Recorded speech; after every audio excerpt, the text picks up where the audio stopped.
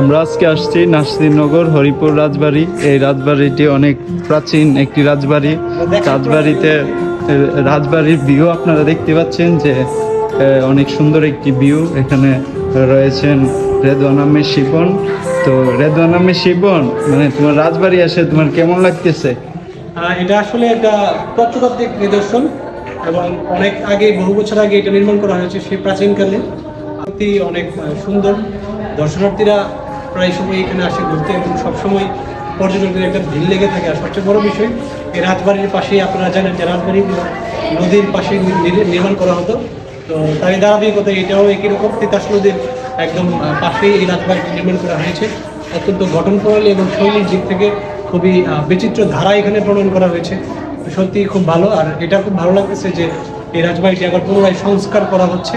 তো এখন তোমার ইচ্ছে কি, মানে জীবনে একটা রাজবাড়ি করার কোনো ইচ্ছা আছে? ওই রকম ইচ্ছা আছে তোমার? আসলে সুস্থ থেকে সুখে শান্তিতে জীবনযাপন করতে চাই পরিবার পরিজন নিয়ে।